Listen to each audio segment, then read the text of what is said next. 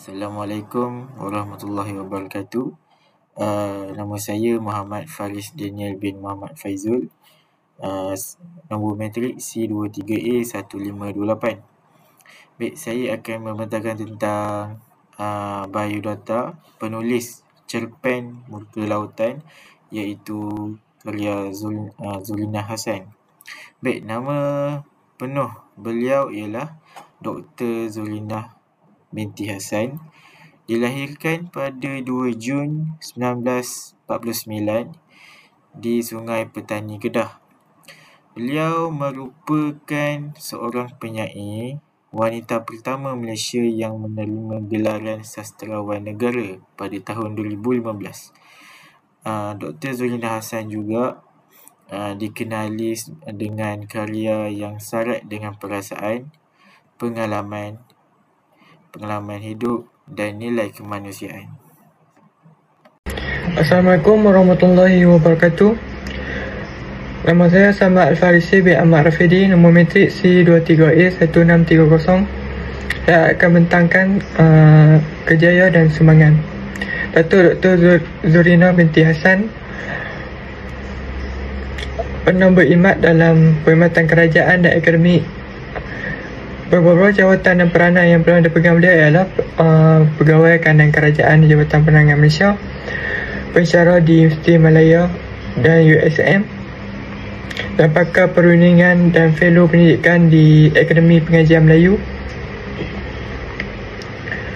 Beliau juga menjadi penulis separuh masa selepas bersara. Beliau juga menghasilkan karya-karya puisi seperti cerpen, novel, antologi dan kajian sastra.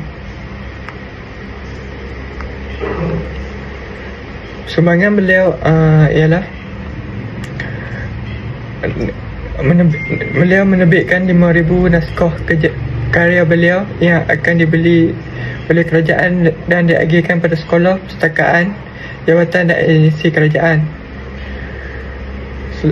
Selain itu, tema utama karya-karya beliau ialah Cinta Tanah Air, Ketabahan Seorang Wanita, dan Perubahan Sosial dan Emosi Manusia.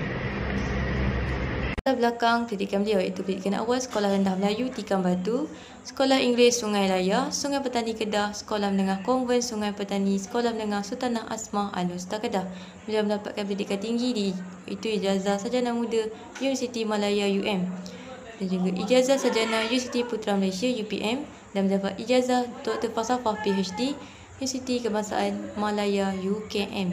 Assalamualaikum warahmatullahi wabarakatuh. Nama saya Muhammad Putra Danish bin Hafiz, bernombor matrik C23A1642.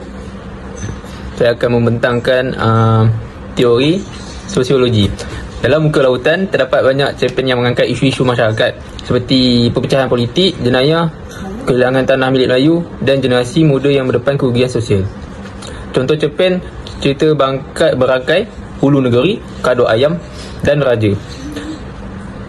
Kawasan Beliang Wan Tepawan. Cerpen-cerpen ini juga mengkritik kepincangan politik seperti korupsi, ketidakadilan serta bagaimana pihak berkuasa melakukan rakyat biasa. Yang kedua, teori historisme baharu. Maksudnya ia meneliti karya-karya berdasarkan konteks sejarah dan bagaimana peristiwa masa lalu mempengaruhi identiti bangsa dan ataupun individu. Penekanan ia menghubungkan dengan karya dan peristiwa sejarah sebenar. Menganalisis bagaimana sejarah boleh dilihat dari pandangan rakyat atau golongan kecil. Ia juga menghidupkan semangat nasionalisme dan jati diri bangsa. Selanjutnya, cerpen berkaitan Sumpah Kuala Kedah.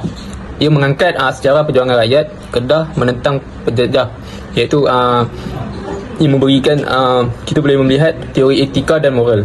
Maksudnya menilai karya sastra dari segi nilai-nilai baik dan buruk serta pengajaran yang disampaikan kepada pembaca. Penekanan setiap tindakan manusia ada akibatnya. Penulis menyampaikan mesej moral iaitu jangan sombong, jangan tamak, jujur dan bertanggungjawab. Fokus pada keinsafan dan perubahan watak. Cerpen berkaitan Tangisan Peragut, Kecurian di Kedai Ayah. Watak ini belajar daripada kesilapan dan menimbulkan rasa insaf. Sekian, terima kasih. Teori yang keempat adalah teori feminisme.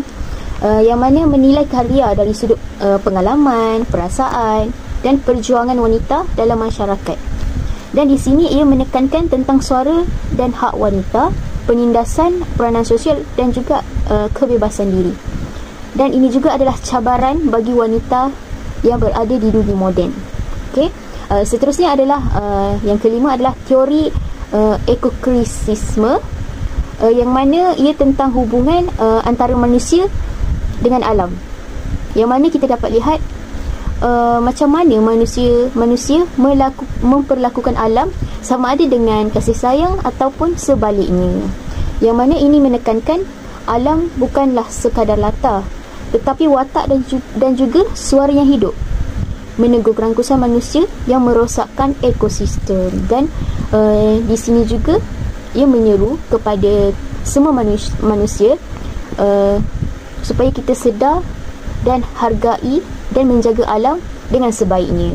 Okey, teori yang terakhir adalah teori realism sosial, yang mana ia menggambarkan realiti kehidupan masyarakat yang sebenar, terutamanya kepada golongan bawahan, rakyat penindasan, ataupun ia menunjukkan kepada kesan perubahan sosial, yang mana ia menekankan gambaran hidup sebenarnya tanpa olok-olok, kritikan terhadap ketidakseimbangan kuasa, perjuangan rakyat untuk keadilan.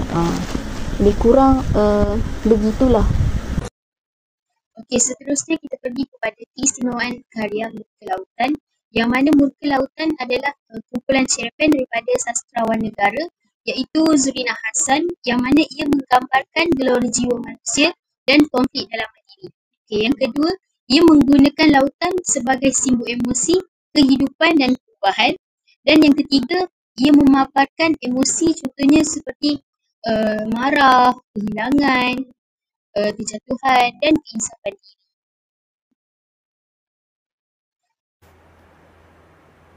Seterusnya kita akan lihat kepada sebab-sebab memilih karya Murka Lautan hasil Dr. Zurina Hassan. Okey, kita lihat kepada sebab yang pertama iaitu tema sejagat.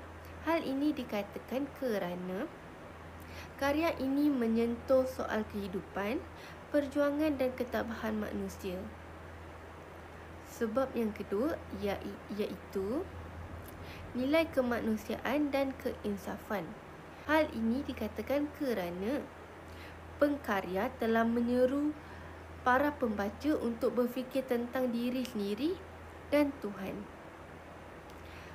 Seterusnya kita lihat kepada sebab ketiga iaitu bahasa yang puitis.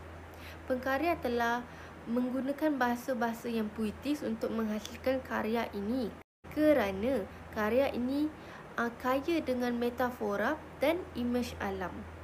Akhir sekali ialah simbolisme lautan. Pengkarya telah menghasilkan karya yang menarik dan memberi ruang tafsiran yang mendalam, sama seperti lautan dan seperti tajuknya, Murka Lautan. Seterusnya untuk bahagian penutup, Dr. Zurina Hassan ni ialah lambang kecermelangan sastra wanita Malaysia. Buku Murka Lautan yang dipilih mempamerkan kekuatan bahasa, perasaan dan falsafah hidup. Karya ini menjadi cerminan jiwa, penyair dan realiti manusia.